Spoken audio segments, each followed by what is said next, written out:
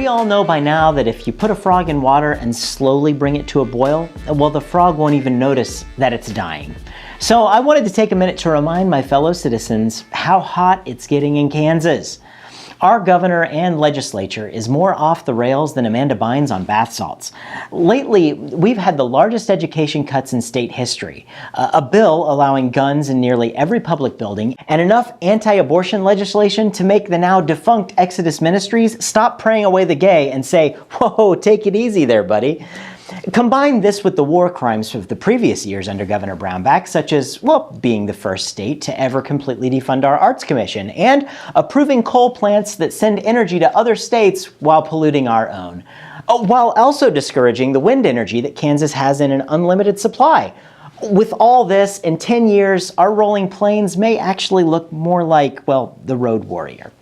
We're also willing to entertain conspiracy theories. Wichita's trying to ban fluoride from their water supply, and, well, Secretary of State Chris Kobach flirted with the idea of removing Obama from the 2012 ballot, well, due to birthplace concerns. Remember Orly Tates? Yeah, so do we.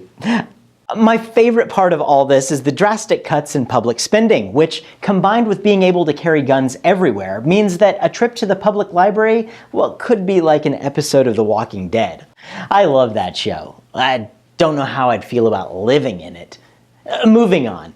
It's a good thing the Kansas History Museum is built like a bunker, because when our fearless leader finds out that there's no religious exhibits there, well, it probably wouldn't surprise me if he called up some guys like John Brown to go all Missouri on that place.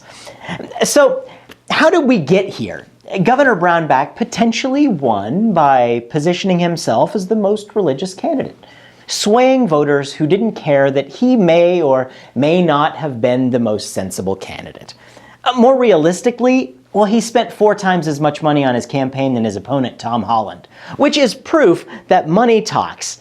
And that's great if you're swimming in a pool full of money. But what about the rest of us? And what about that legislature? We're now joined by casual political analyst Max Ellis, live from the state capitol. Max, would you agree that Kansas is better than this? Absolutely, Chris. And by better, I mean we should be even more extreme.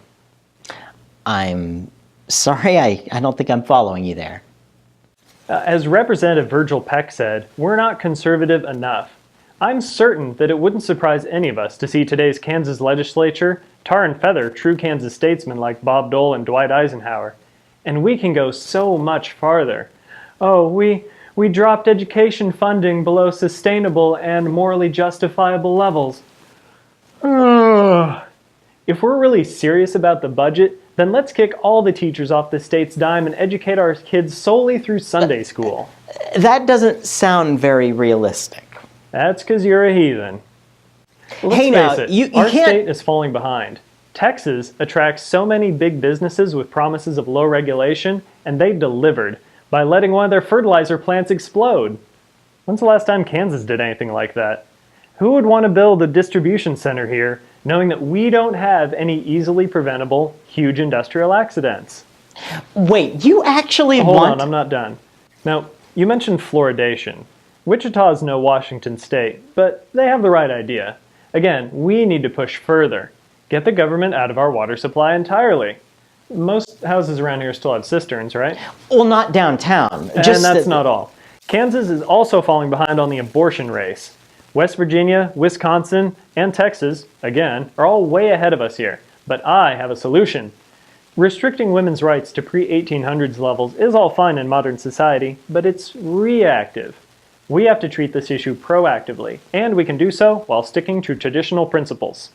Get the feds out of our fetuses and arm them. Obstetricians will be required by state law to implant pregnant patients with tiny firearms. Oh, they're the cutest things. Bushmaster makes a great line of prenatal pistols. They actually use amniotic fluid as lubricant. It's much safer than the women getting regular injections of gun oil. And if any disciple of George Tiller comes near that uterus, bam! Face full of lead. You're a monster. Thank you. Max Ellis, everyone. But seriously, I love my friends on both sides of the aisle. This extreme political polarization, it's hurting all of us. Can't we all just get along?